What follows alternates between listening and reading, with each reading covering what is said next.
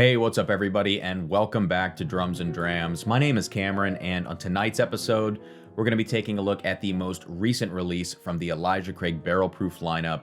This is batch A121.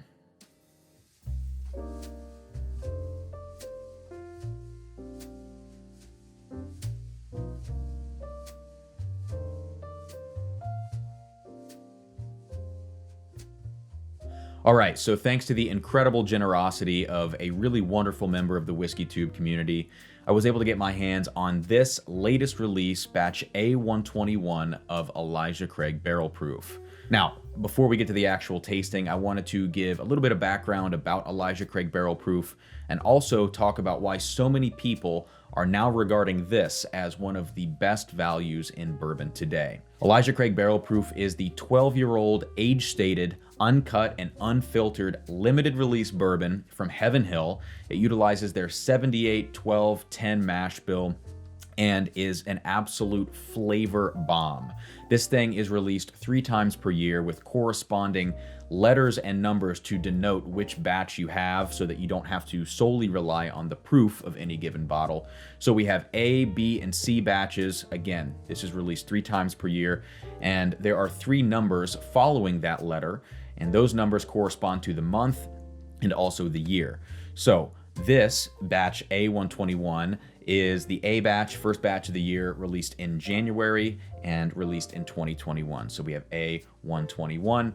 Again, it's just a great way to keep track of these batches. Stag Jr. still hasn't figured this out. So many other products haven't figured this out, but Heaven Hill is doing this right now with the Elijah Craig and also with the Larceny Barrel Proof releases. I'll just go ahead and say it. I am a humongous fan of Elijah Craig Barrel Proof. This stuff basically just has like straight down the middle bourbon profiles, all the stuff that you want in a great bourbon cranked up to barrel proof, unfiltered, great mouthfeel, long finishes, all of those things that so many bourbon drinkers end up looking for after, drinking bourbon for a year and a half, and they work their way up the proof ladder to needing cask strength stuff, essentially.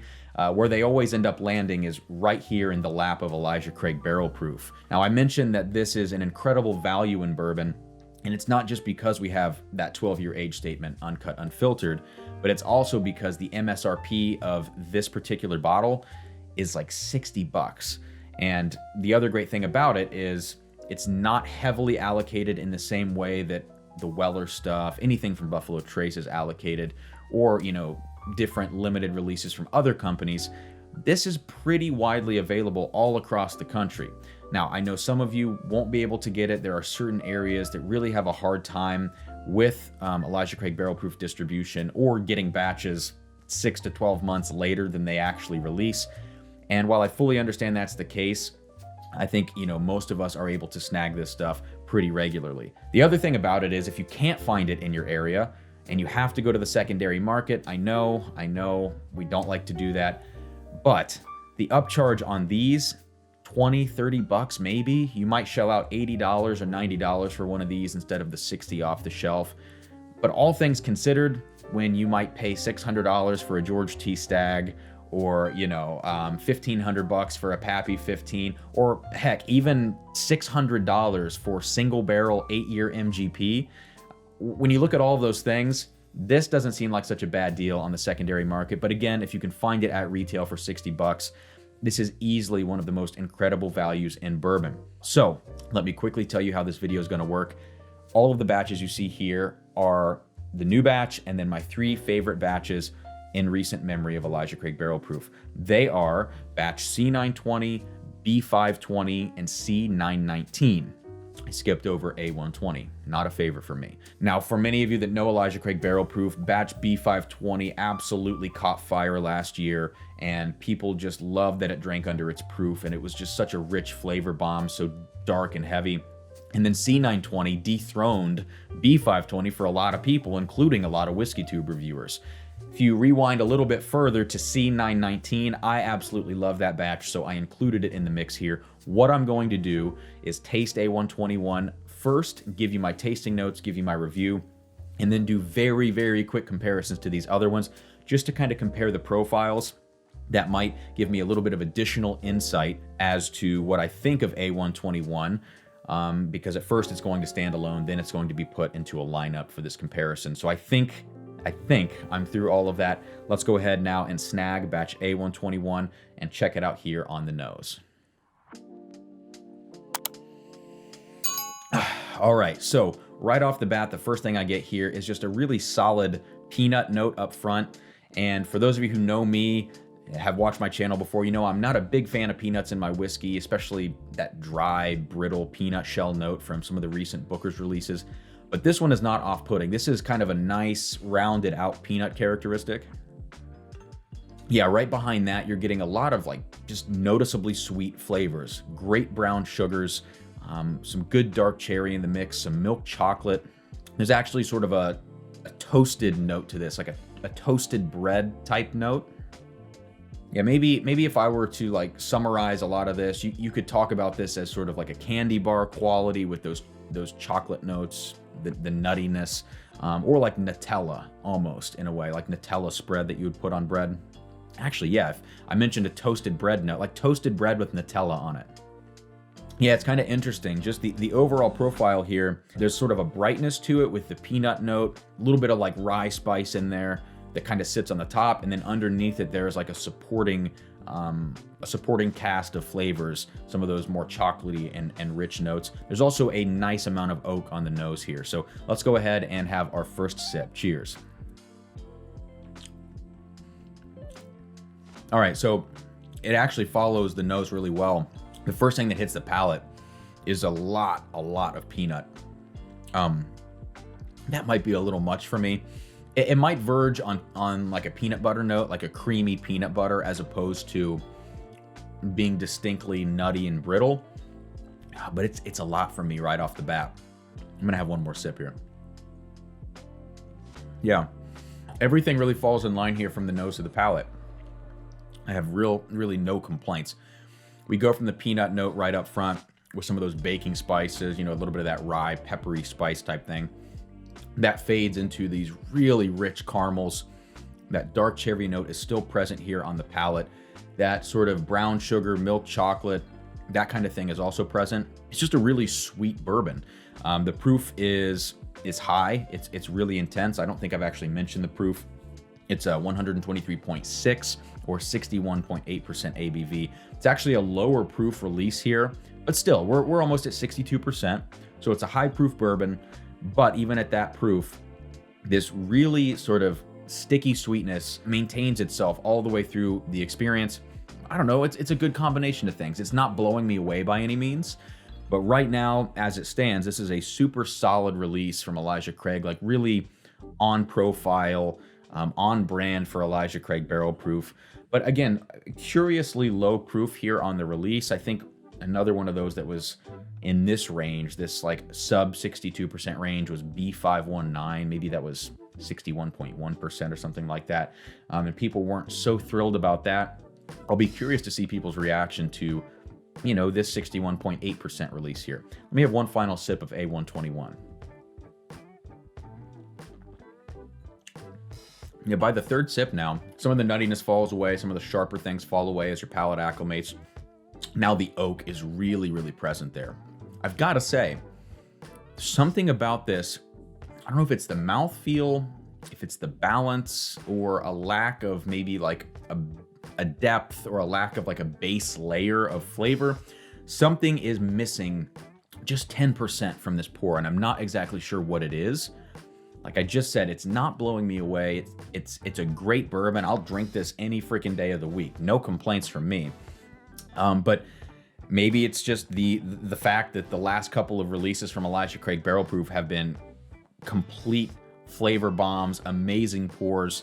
We're going to find out right now, actually, as we move back in time here a little bit to see, you know, what's going on with these. So the next one that I'm going to compare this to, because of the nutty qualities of A121 that I'm getting right now, I'm going to compare this to B520 next, because that one, to my memory, also had a nice nuttiness in there, a little peanut butter quality.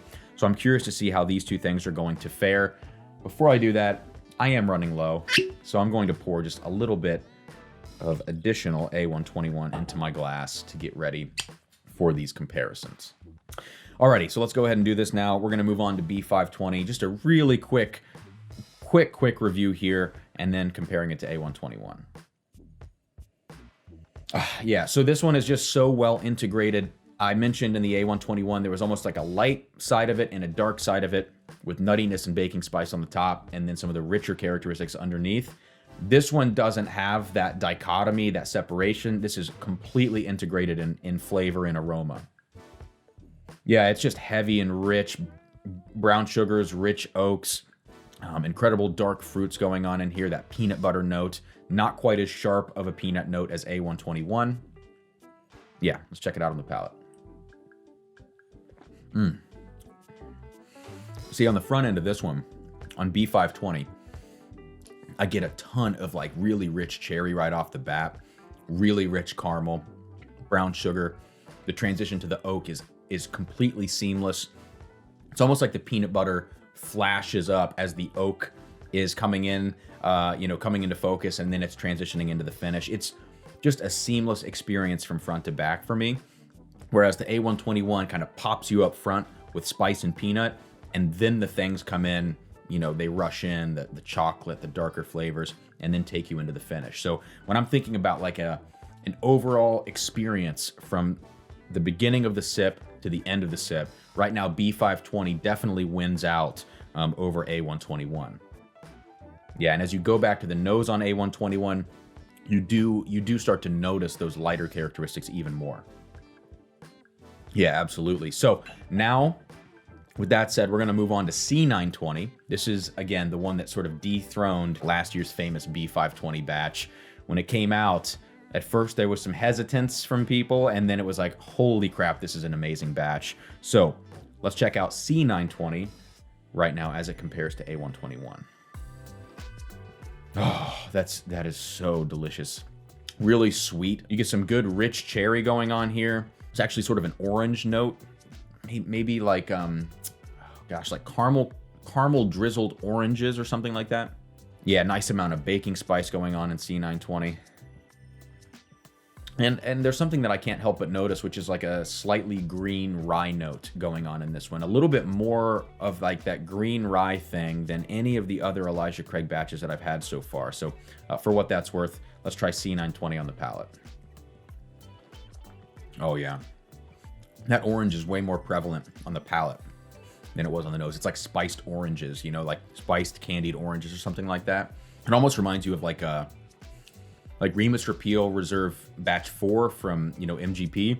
That had some of that orange characteristic in there. The rich cherry translates here. There's a really heavy amount of funky oak, bordering on dusty funk, actually, in this bottle, or like the old bottle effect that you get from, things from the 80s, 90s. You can get a little bit of that funkiness on C920 here. And this finish is incredible. I would say this has a better finish than B520 and the A121 batch that I've tried. Wow. Yeah, for me, it's a toss-up between B520 and C920 on which one's better. I'd probably give the nod to C920 just a little bit. But yeah, compared to this A121 batch, yeah, I'm not sure. I think it's better than the A121, at least for me. Remember, all of this is completely subjective. I feel like I have not given new releases very good reviews recently with Larceny, A121, with Ezra Brooks 99. But for what it's worth, like I don't think I'm, having rose-colored glasses looking into the past of the former releases. I just don't think this batch is quite as good as these other really amazing batches that have gotten so much praise over the last year. So let's go ahead and move on now to my final batch comparison, which is going to be A121 compared to C919. And C919 for me, it might be my favorite batch. I'm not sure. So I'm going to re-nose A121 very quickly here before we get over to that old batch from September of 2019. Still that sort of dichotomy of light to dark there. A little bit of ethanol on the nose on A121 now for whatever reason. More ethanol than I noticed earlier. That's fine. But a really solid batch. It is becoming more noticeable now that A121 is lacking something in that you know, range of depth of flavor. There's something at the base of the flavor there that's missing. With all that said, let's check out C919 as our final comparison. All right, so C919, I have been getting this recently on this batch. Maybe I was just never attuned to it before. It almost, to me, smells like a Dusty because there's this like sour funkiness immediately on the nose. It's like medicinal cherry mixed with sour funkiness.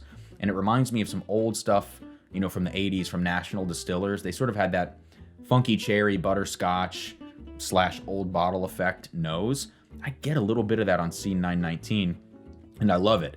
And also, it's a 68.4% bourbon, so, I mean, you can't really beat that proof. Yeah, otherwise, there's just a really beautiful layer of rich vanilla on here, and just other standard bourbon notes, your caramels, your brown sugars, all that kind of stuff. So C919 on the palate. Cheers. That batch will never get old. Yeah, for me, 919 is superior to A121. The way that I would kind of order these batches, I would have to say C919, C920, B520, and in last place, A121. Again, I don't want you to think that I'm saying A121 is not a good batch. This is not like my Larceny A121 review where I was like, this stuff sucks. I actually don't like Larceny barrel proof at all. Stay away from this. No, I'm not saying that right now. If you pick up A121, you're not going to be disappointed if you're not meticulously comparing all of your Elijah Craig barrel proof releases. If you like peanuts in your whiskey, if you like something that is a little bit sweeter, still high proof, maybe a touch on the lighter side of things, you're going to really, really enjoy A121, and that's going to be the one for you. If you want something that is like an amazing all-around sipper, super well integrated from front to back, you know, lots of rich flavors, still a slight bit of that peanut butter, B520 is for you. If you're looking for something maybe a little bit off the beaten path, really long finish, a little more rye influence, C920 has some different characteristics, almost MGP-like in some ways.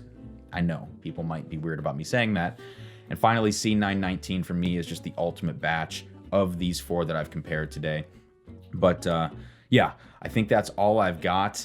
Again, A121, not crazy about it, not entirely disappointed necessarily. I'm trying to be a little more positive in my reviews since I've been doing so many negative reviews recently. But otherwise, I think we are all wrapped up here. I would love to hear what all of you think about this new batch of Elijah Craig Barrel Proof. So if you have tried it, go ahead and drop me a comment below. Shoot me an email, drumsanddrams@gmail.com, especially if you have any suggestions for my videos, anything you'd like to see done better, any whiskeys you want to see reviewed, anything like that. If you enjoyed the video or you enjoy any of the videos on my channel, please drop a like, hit the subscribe button, hit the little bell notification. You can find out when new stuff comes out. You can find out when I am live, which is every Thursday night, right around 8 p.m. Sometimes it changes. I've been experimenting with the time recently, and a lot of times I go live on Sunday afternoons and do different things. Speaking of that, before we go, because I am just lukewarm about this batch of Elijah Craig Barrel Proof, anytime I do a negative review or even a lukewarm review like this, I tend to feature that whiskey on an upcoming Second Chance Sunday, which is typically Sunday at 3 p.m., on and off here and there. But I can assure you that this batch of Elijah Craig, I will give a few additional weeks to open up. You can see I've only drank it, or whatever the word is, down to the shoulder. I'm going to give it a little more time to open up, have a few more pours over the next few weeks, and then re-review it on a live stream on an upcoming Sunday. So, if you want to see if it's changed at all or if my opinion has changed, any of that, check it out, hit the subscribe button, find out when that's going to happen. But that is all I have for this video. Until next time, I will see you later. Cheers from Drums and Drams.